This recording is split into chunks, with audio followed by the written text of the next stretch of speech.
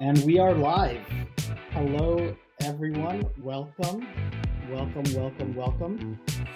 We have a few folks here joining, and it's going to be a fun conversation. So welcome to this Internal Comms Roundtable, where we are going to be talking about maintaining cultural continuity through internal comms, especially in a world of constant change.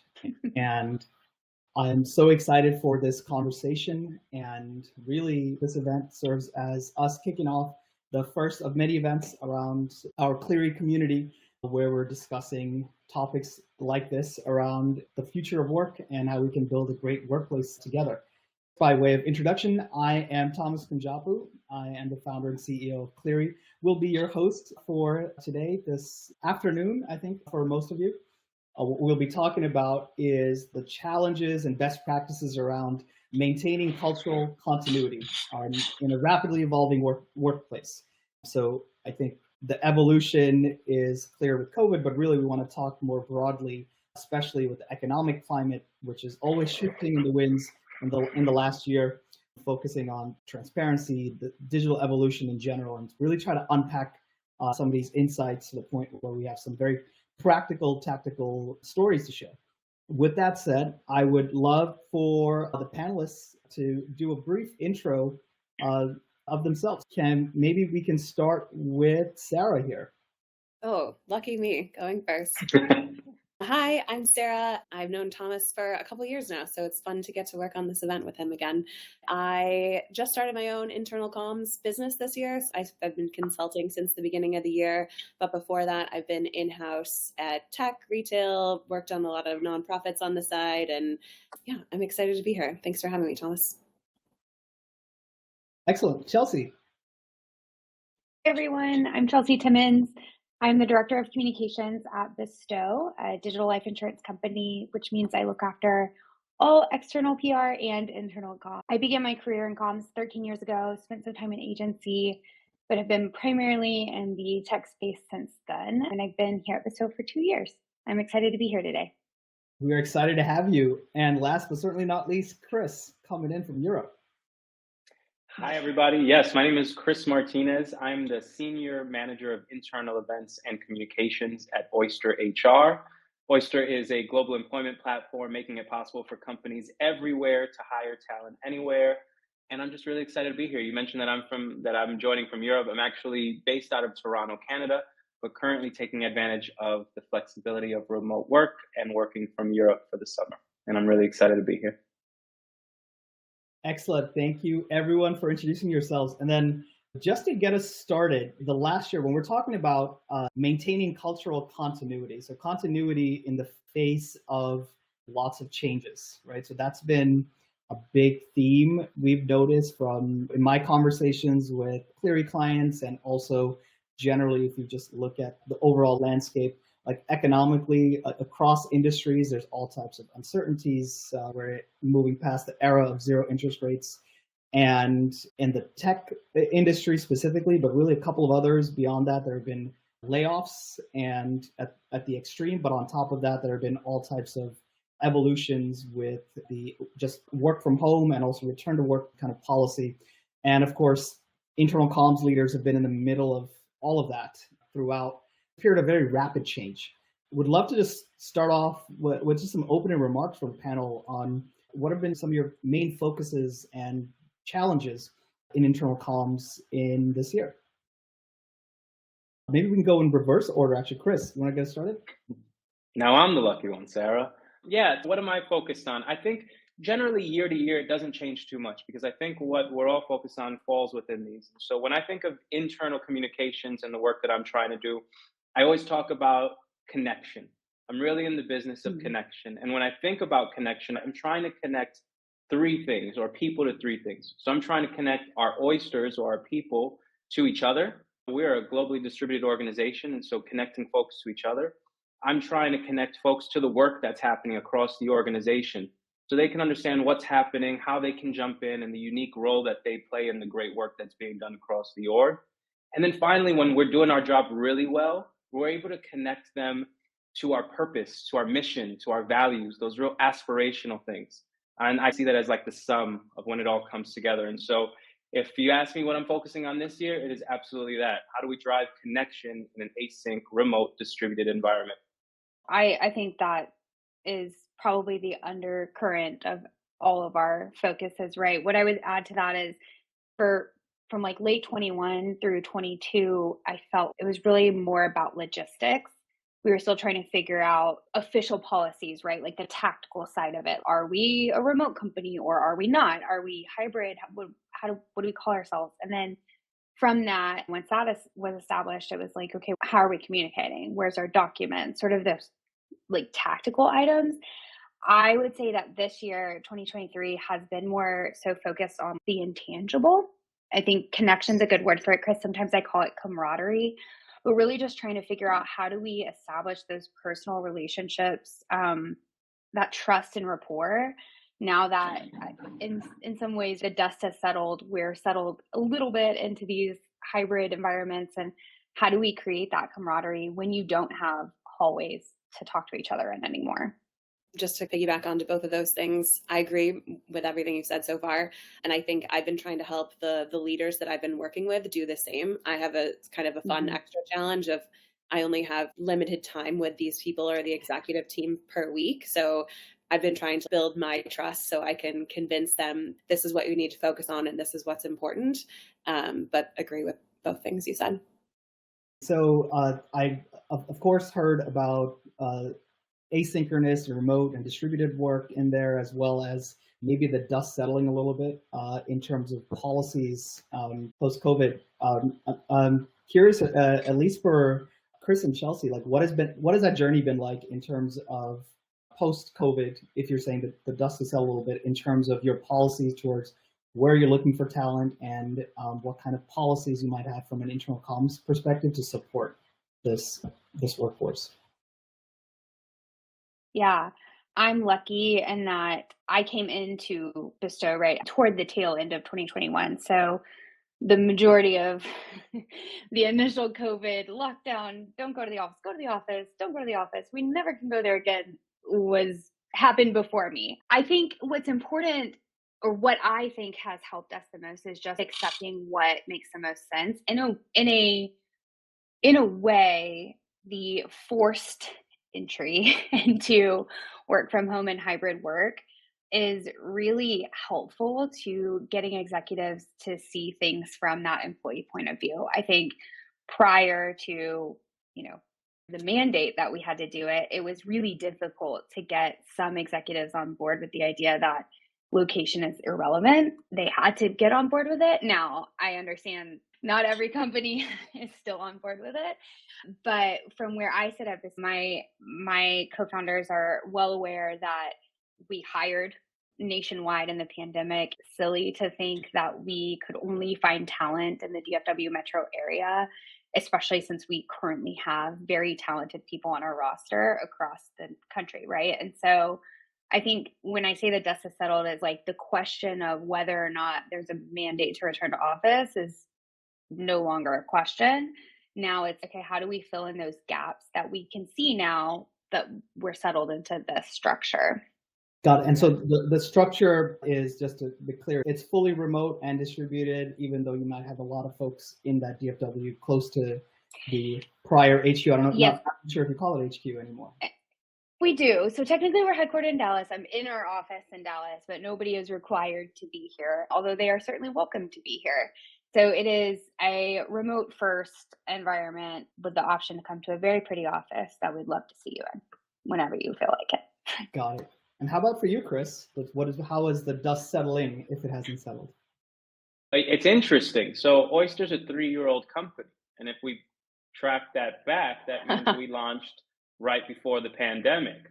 So Oyster actually got its first round of funding shortly before the pandemic, launched during the pandemic.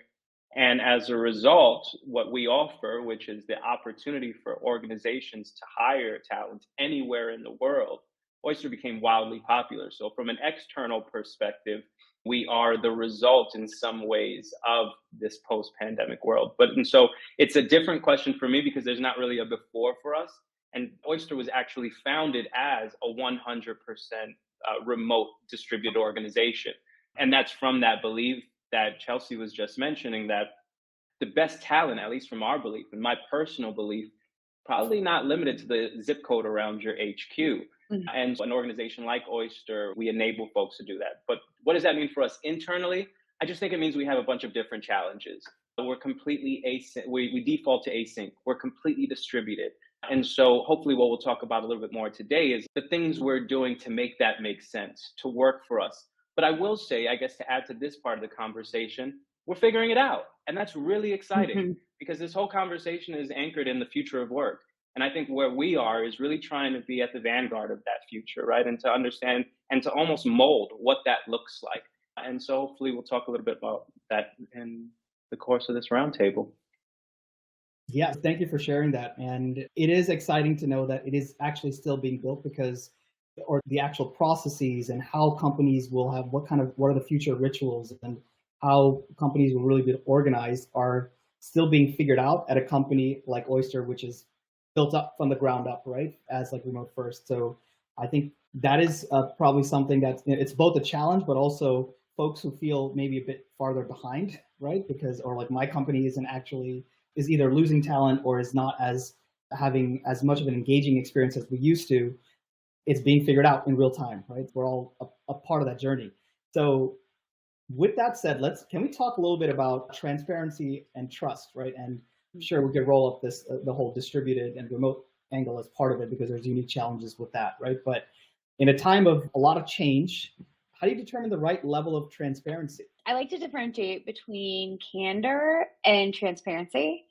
I think transparency is often, and I think it can backfire a lot if you build your culture on the word transparency without defining clearly what that means to employees.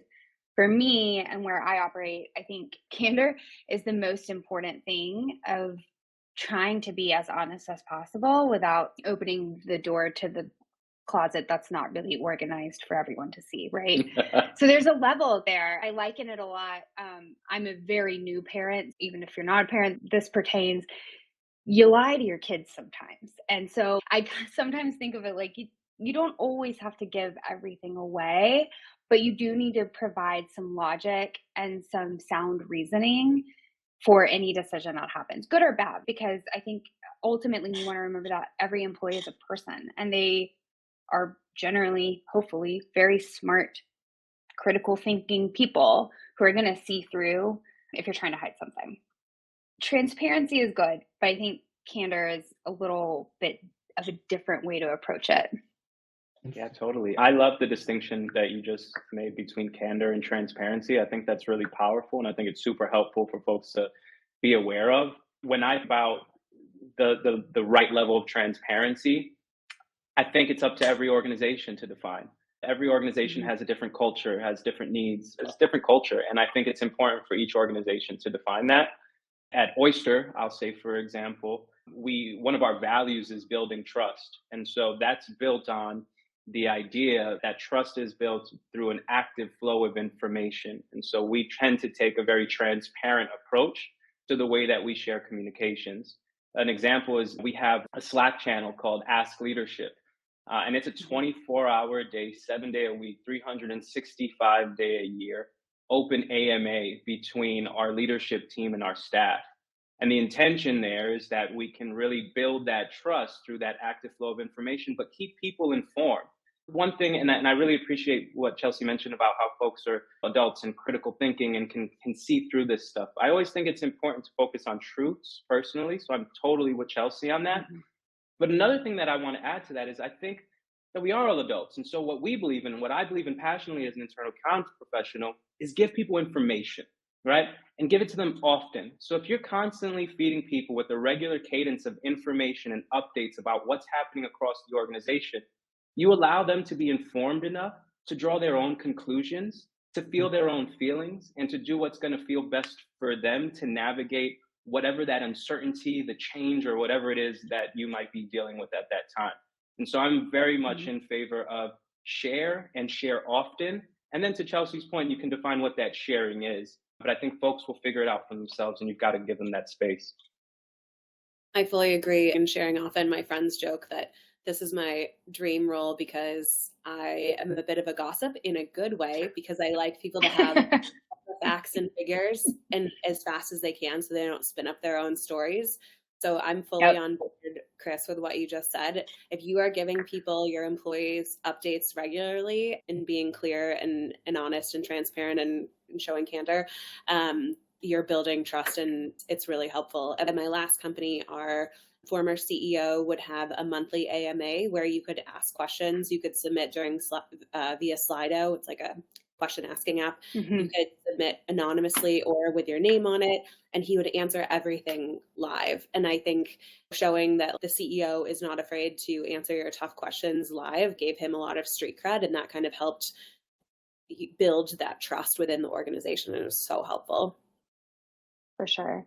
Camille is asking a few questions in the Q&A on navigating C-suite who maybe isn't as amicable to communications. I think that's a great point.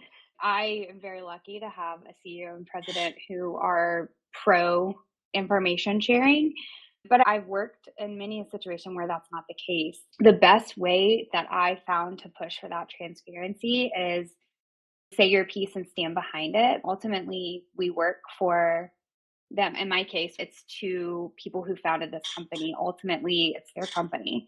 So if they don't want to listen to my very right, most of the time ideas, then that's on them. But I've often found document that, right, in a professional way. But you say, okay, you want to do it this way. Here's how that comms will go. Here's some of the risks associated with that and what I think might happen. If we don't tell our employees about XYZ, we can probably expect our ENPS to drop and some questions like this, and we should be prepared for that. And usually over time, when you are correct enough in some of those, you tend to move the needle a little bit more. And I think that helps develop a rapport. I think, Chris, you mentioned this.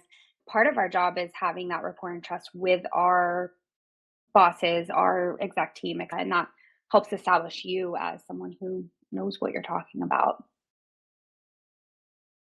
So maybe this is a really interesting conversation, and I'm wondering if we can go even a little bit deeper on this so we can really get tactical, right? We're talking about some of these values around transparency, candor. We can talk about it at that level. Ultimately, they're tested in instances, right? Like specific moments, right?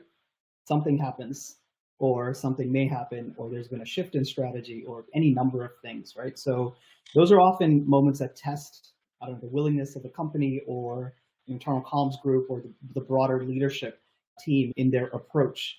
I'm wondering if the panelists have any specific examples where discretion was necessary, or where the standard playbook for how you think about transparency was shifted a bit in the eye of X particular storm. I just think it's important to lean into some of the principles that we've already mentioned, right? Is sharing that information on the front end so you don't find yourself in a pickle. Is getting really clear on what those cultural norms are at a leadership level, so that way people know how to act when situations arise, right? And there's no confusion there. And I just wanted to touch on one thing that Chelsea mentioned earlier, is a really good way to get that C-team buy-in, just to Camille's question there, is in addition to showing the risks, which I think is a great idea, is showing what the opportunity cost is, right? So if we don't control the narrative on the front end, what might we find ourselves dealing with later? Would it be advantageous for us to take a little bit of time now and strategically think about how we're proactively going to serve this up, rather than waiting to reactively scramble to figure out an answer, and then we just lose that trust cachet that we've built, right? And so I just wanted to make sure to infuse that as well. I think something probably all saw play out over the last year and a half, unfortunately, is reductions in force, right? And layoffs. And some were handled very publicly and poorly, and some were handled very publicly and like with some ideas that are good to steal. And I think with the sort of shift to online, I don't know, excess sharing, I guess is the way I'll say it, there's a way bigger risk in the way that you talk about and approach a layoff or a reduction in force, because the odds are really high that somebody's going to turn around and go on LinkedIn and talk about how you did it or how poorly you did it if you didn't do it well. And I think that's an area where discretion and really careful attention had to be paid. Arguably, let me just level set. If you're laying off a bunch of people, you should be using a lot of attention and care regardless. But I think the spotlight was really intensified over the last year and a half, in a way that was helpful because you had a lot of examples of maybe what not to do, but there were also some examples of what to do. And I think that's just another way of reminding us that when you are working on comms of something sensitive or something strategy shift or layoffs or whatever the case may be, to really think about it from every level. I'm super guilty of this. I think we all are. Of the level of knowledge I have in our organization is so much higher than the average employees. So I really try to be cognizant of poking the nest across the org to try to make sure that we're speaking to everyone's worries, not just necessarily mine or my C-suite. And I think there's a layer of obviously discretion in that, but knowing that you are like 360 thinking about how everyone might take this news is one of the big lessons I took from watching the layoff story play out on LinkedIn, especially last year and a half.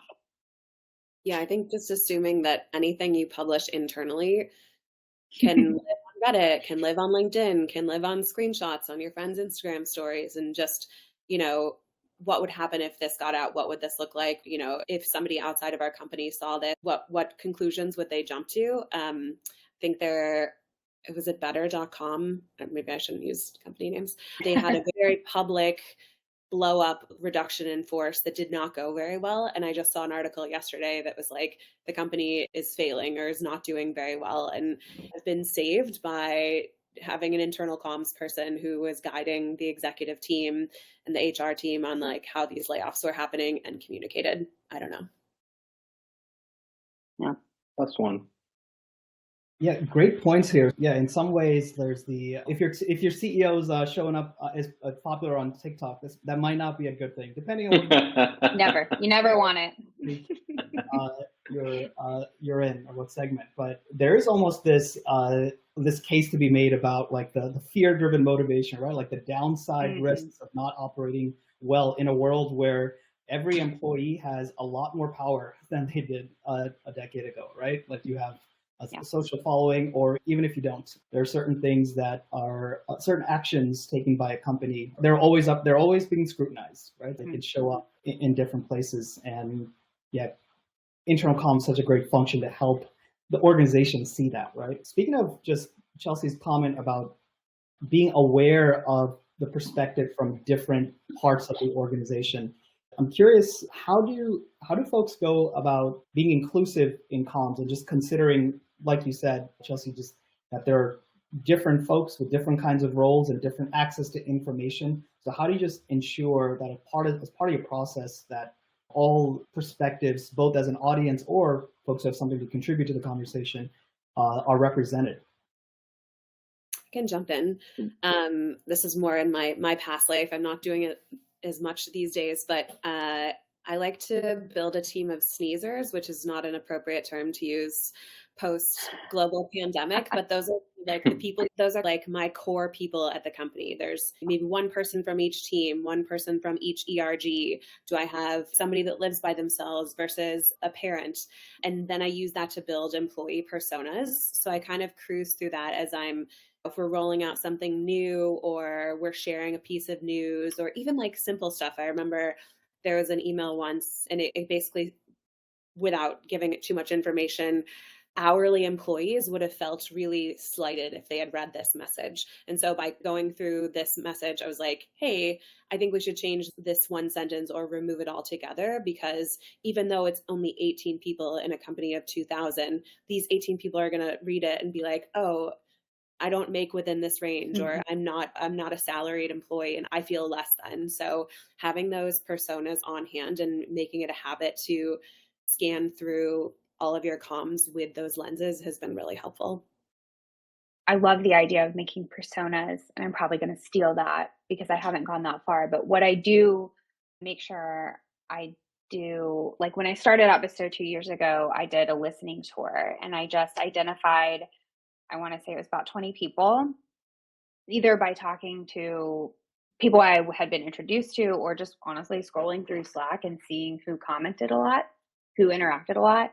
And I asked them all the same set of questions. And that was really twofold. One, just to get in front of some people and meet them. And I'm sure we'll touch on this. We started at the beginning, but it's hard, right? When we're not all in the same office building or even in the same state. As an internal comms person, part of your job is being that connector between these orgs and these hourly employees and your CEO, and making sure that you are thinking through all of these layers. So the listening tour was a great way to start to build. I'm just going to take sneezers to start with your network of sneezers, the people you can rely on. And now, of course, 2 years in, I have enough rapport that I know certain people across the org that I can go to them and be like, hey, does this sentence feel weird to you? Would your employee feel weird about this? And you know your squeaky wheels, right? And you can get in good with them and have conversations. I think one thing that I am trying to do more of is be less afraid to ask direct questions to people. Chris, you touched on this, but treating people as like human beings who can feel their emotions about whatever, and just asking like, hey, we're thinking about adding, I don't know, improv to this meeting. We wouldn't, actually that'd be fun, but we just go with it. And just asking people like, hey, so-and-so that I had a random meeting with, what do you think about improv? And just getting feedback across the org in a casual way helps embed in your brain, Sarah, to your point. So when you're reading something, you're like, alarm bells go off and you're like, oh, that's not going to sit well with my engineers. We got to change that. I love that. And I would just add on to these and maybe take it from a bit of a different perspective, because I agree with everything that's been mentioned. And I would like to just briefly talk about how an internal communication is the best communications we can do are when we step out of the way and protect space and make space for others to communicate things. A massive part of this piece and being as inclusive as possible is really engaging in active listening, which is my personal number one tip for any kind of communication, but doing a bit of active listening. And so one thing that I do, and I'm very passionate about, is keeping a really close relationship with like our people experience team and trying to see what's going on with those employee engagement surveys. What kinds of things are people talking about? We're a completely distributed organization. We don't bump into each other on the halls, as somebody mentioned earlier, right? And so I think we need to go a bit deeper in trying to find out who's not represented, because you can miss those folks, unfortunately, very easily. And so I like to engage in a lot of active listening and to try to see where those conversations are. Are there trends? Are there things we're missing? Is there something brewing that we should be talking about? And how might we support those conversations? And in addition to that, in terms of making space, Sarah, you mentioned ERGs earlier. One thing that I'm really passionate about is working closely with different communities across Oyster. Again, we're a distributed organization. When I think about community, back to those camaraderie and connection words that we were mentioning earlier, I think about our community as like this big virtual sandbox, and that's Slack for us. And in there, you have people that hang out at different places and they move around, but it's important to tap into those communities to see what they're chatting about, right? One thing that we're really proud that we've launched this year are employee resource groups. And I think good examples that I could share today would be working closely with our Women at Oyster group, as well as our LGBTQ plus Oysters, to identify programming at different points of the year. We've worked with our Women at Oyster group to launch what we've called the Ladies First podcast. And one of my teammates, the amazing Kim Rohr, worked with our Women at Oyster group to come up with this concept to make a Ladies First podcast where Women at Oyster can share their personal, professional stories. They can talk about their lived experiences and build community as well as awareness. And in addition to that, for Pride Month, we, rather than myself and the employee experience team coming up with the plan, we engaged with that with our affinity group, the LGBTQ plus team members, to come up with programming and communications that actually speak to the group that we're hoping to celebrate, right? And to create a more inclusive experience that's for people, by people, that we can all engage in and be enriched by. And so in addition to everything that was mentioned before about bringing people in when you're crafting, I also think there's tremendous value in stepping out of the way and supporting others by making space. And that's a good point too on leveraging the communities that exist in your org. We also have employee resource groups. That's one that exists. We have cross-functional committees for different elements of our business, actually, but it's a group of cross-functional people that you can rely on. So just keeping in mind, I love that point, Chris, of I don't want to be the mouthpiece. I want to be the connector that lets the people who have the right things to say get on stage, right? That's excellent. So it's like you are communicating a little bit, especially for executive comms directly, of course, but then the ultimate aim is creating systems and processes and incentives and the feeling of inclusiveness such that everyone is communicating at the right level and cadence across the board. You might be more of like an editor, if anything, with comms across the organization.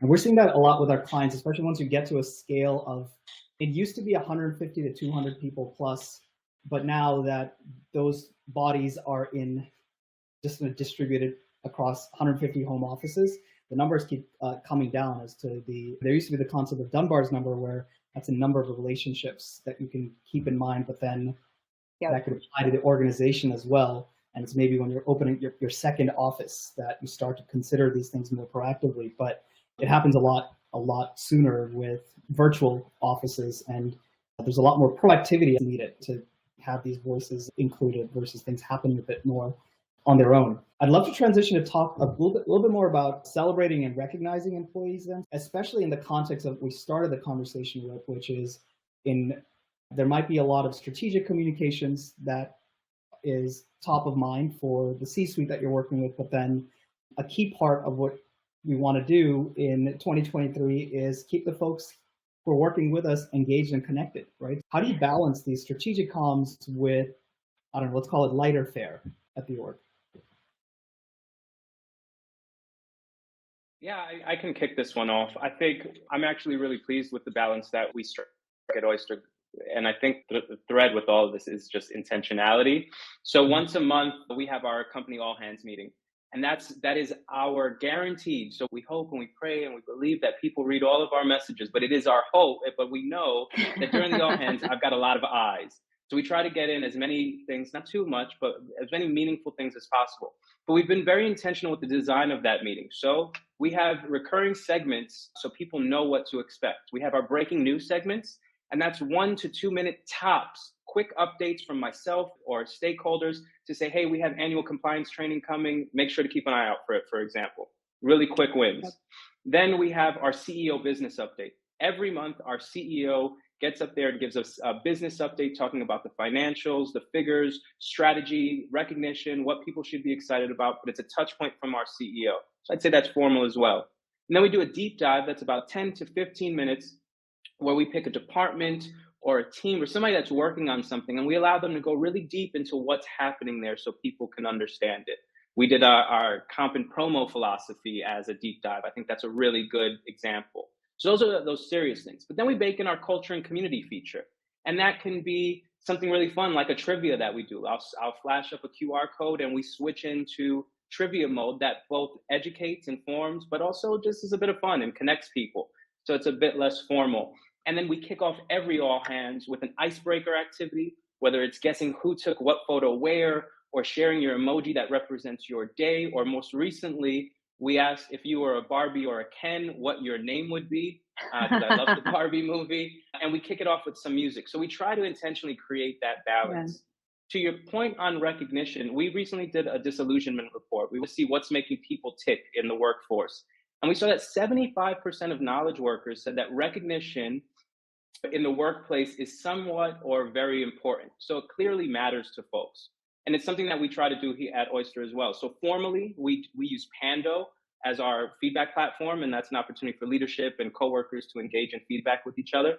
But it's a lot of people don't see that. So to allow for that visibility for everybody to celebrate each other, we've created a Slack channel called Shoutouts. Mm-hmm. And it's an opportunity to share similar feedback that would go in Pando, but for a larger audience. And then once a year, one of my favorite things we do is called the Sensational Awards. And that's an opportunity for fellow colleagues to recognize individuals from across the organization that embody our values. And that's something that takes place during our annual company conference. So wrap it all up, it's just a lot of intentionality and actually thinking through when you can plant those formal things and when you can have some fun. And my favorite is when you can try to mix those together. our all hands content pretty much mirrors that too. We have every other week all hands meetings. Once a quarter, we have a quarterly meeting that really more so focuses on the business and OKRs.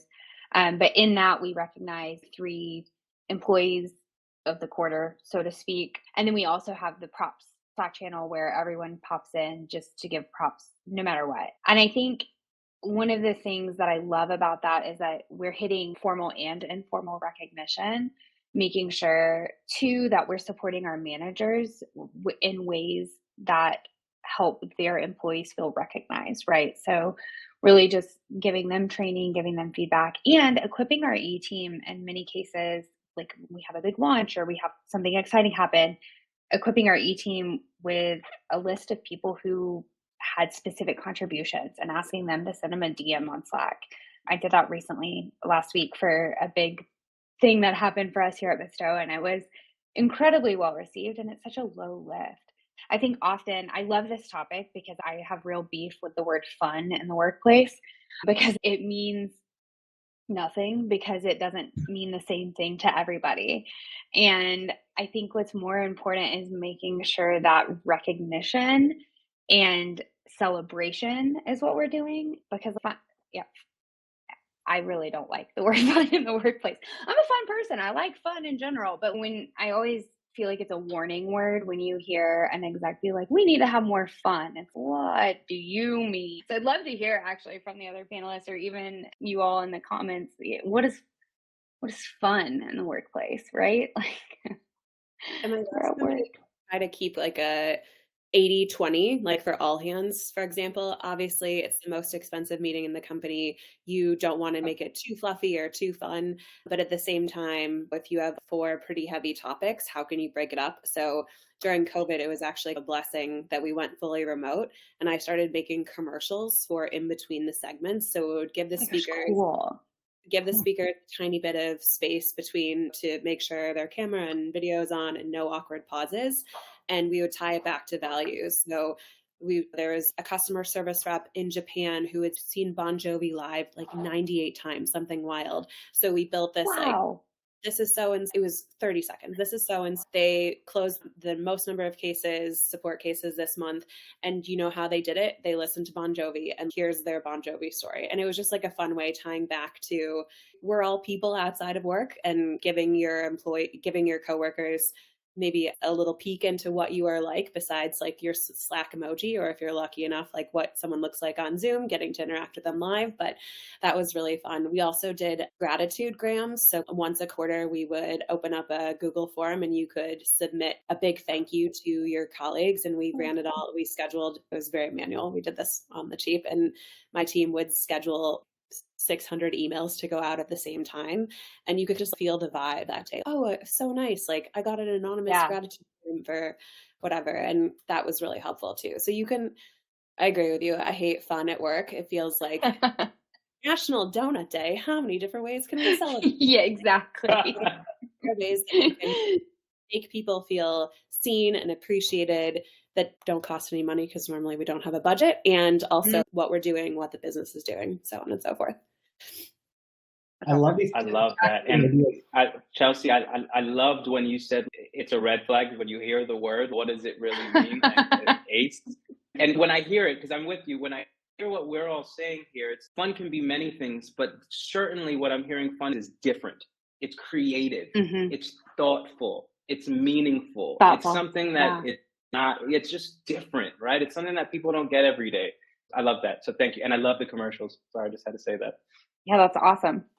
Yeah, and it's interesting. We're talking a lot about the all hands meeting, which Sarah mentioned is the most expensive meeting every company can ever have. And I think there's enough research to show that the connection that folks form with each other and also to what the company is doing is key. And if that is the big live investment that a company is making in everyone rowing in the same direction, having some of that time budgeted towards explicitly increasing those connections is important. I love the commercials idea. And then for smaller companies, we have seen people actually just do like live breakouts, right? Where you're actually going in and having conversations with people as part of that connection time that you're spending synchronously in a time when maybe a lot of time isn't across the work weeks explicitly mandated in that way, where people are just self-organizing. So great thoughts here. So let me go to one last topic and mix in something here I see in the Q&A as well associated with it. Wanted to talk a little bit more about change management. We've touched on this a little bit, but I'm curious if there's what are the considerations that you should be taking into account when you're communicating a potentially sensitive change to the organization? And are there any pieces of advice that you might share from your hard-fought lived experience around this? I'll jump in. I was listening to Dustin, the CEO of Asana. He was on Tim Ferriss's podcast. It was like last week or the week before. And he said something about change management, which just made me feel very validated because I've thought the same thing for a long time, patting myself on the back. People, unless it's a reduction in force or like losing your job, I think most of the time people can handle change. It's making them feel like they're listened to and that they're brought along in the journey and that they have all the pieces of information in order to feel secure with the change. Obviously, there's exceptions to every rule, but when you think about every time we would, at my last company, every time we would have a big change, it would come with, we would let the executive team know that this is what was happening. This is the flow. We would send people managers a heads up before, in 24 hours, this is the information that's going out. Here's a special people manager FAQ. We're going to have a special office hours. Let your employees know if they don't have a question that's not answered here and you can't answer it, we can go to the office hours. And then we would roll out the news to everybody. And I would say, sure, can you make everyone happy all the time? No, but I think as humans, we're used to, especially after the last few years, we're used to like rolling with the punches and having nonstop change, and it happens. And I think we can handle most of it. It's just like how you treat the people leading up to it and through the change that matters the most. Wholeheartedly agree. And on that, I think especially people in leadership, I'll say C-suite, their instinct is to make it better somehow. And often that's like a compliment sandwich of some sort or like a distraction of good news. But I think that the best way to do this is, like Sarah said, a very methodical approach. You have all the information you can have up front and then just be like, hey, that's a question we weren't prepared for, but we'll find that answer for you. People can handle it. They have to sit in it for a minute. They might be upset. They might be annoyed. They might feel like they were lied to or betrayed in some way. But that's an emotional reaction that they'll probably get over if they're treated like adults. And there we go again with treating people like adults. I hope it's a theme, and I hope people walk away with it. I'm gonna give a couple my Chris Martinez philosophy on comms real quick. But the first one is, because don't overthink it. Treat people like you want to be treated, right? So if a big change is coming, how might you want to be communicated about that change? So that's the first thing. I think that's a really good filter to always apply, that we're doing human work. So treat people like humans and how you want to be treated. And from my experience, it's a good place to start. What I would add, just in terms of keeping people informed, is I'm a really big believer in what I call the holy trinity of change management. And that is comms, learning, and documentation. So it's making sure that you're informing people and giving them the information that they need, making sure that you're transcending just informing them, but actually bringing them along and educating them and supporting them with whatever that change is going to do and the impact that it's going to have on their day-to-day, and equipping them with that confidence that it's not going to be that big of a deal because they know how to do it now. And then documenting it, because we can't expect people to just remember everything. One thing we didn't talk about today that is the conversation always in internal comms is reducing the noise, is that there's so much happening at all the times. And so when we constantly have this fire hose of information, not just from the company, but from teams and projects and external things, we can't assume that folks are going to remember all the messages that we share with them. So we need to document that somewhere and have a place where folks know that they can go to get that information and refer back to it. We're done with school. It's not time to cram. There's no test at the end. We just want to make sure that folks are supported. And so again, I would say learning, comms, and documentation have to be a team on this kind of stuff, and it's essential. Yeah. This is great. Relatedly, I'd love to go to some questions besides those that we've seen from the audience. What great question from Camille here. How do we balance transparency with ensuring the point of the conversation comes across and it's not hidden in the details? I think just to add to this, Chelsea, you mentioned compliment sandwiches sometimes, or I see communications that you're really trying to parse what is it's disguised in corporate speak, and it just makes more conversations internally where people are trying to figure out what the hell this actually means. How do you work on that? I think I'll just echo what Chris mentioned on how do I want to get this information. If I'm reading a document and I don't know what they're talking about, there is a good chance that 80% of the org is like, what does this mean? So just remembering what makes a good story. How do you set up a paragraph in the appropriate way? Don't bury the lead. Don't distract your audience from your point. Ruthlessly editing, frankly. I think one thing I like to keep in mind when I'm editing or creating comms, making sure that nothing gets lost in the details, is writing for the worst audience member. And yes, you to do this, especially if you're on Zoom or you're all remote. Like somebody's kid is crying in the background, their neighbor is mowing the lawn, they're hungover, they're on a Zoom and reading this at the same time. If the worst behaved audience member or employee at that given time can take away your message, no more than 3 sentences in the lead up. Get to the point before the fold if it's an email, or like lead with it and then back up and talk about why if you're doing a live meeting.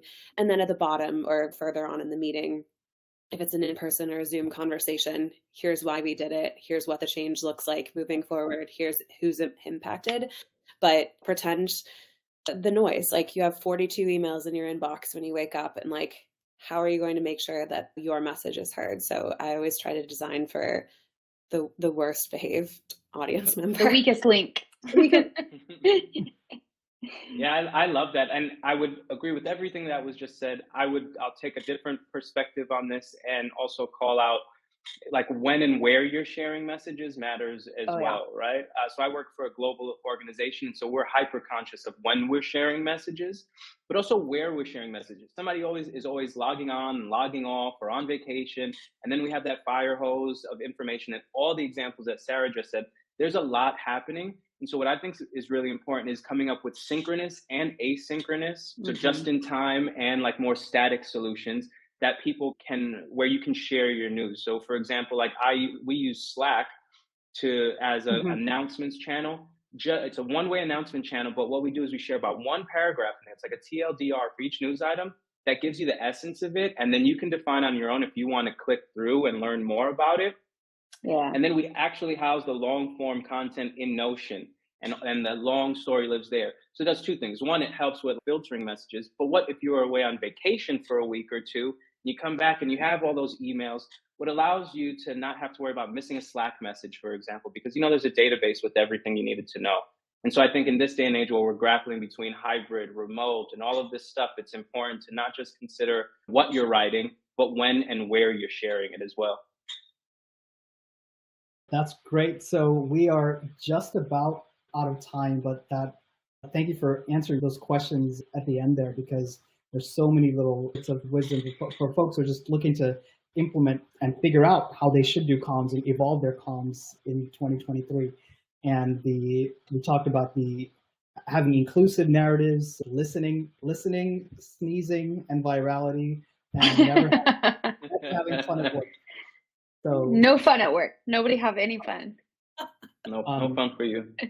There you go. Great concepts all around. So I want to thank all of the panelists for joining, and all of you who attended as well. And really, we're just trying to create these conversations, especially in internal comms, where we're just talking about this backstage, where a lot of you are working as solo practitioners in the entire company. There's a lot of lessons everyone's getting. It's hard fought. So we'll be doing more of these in the future. So thank you one and all for joining, and we will be following up with materials after the event, including Googling and sharing some of the links of some of these interesting things that were mentioned throughout the conversation and in the chat. So with that said, thanks one and all. Signing off here. Thank you. Thanks, team. Take care. Bye-bye.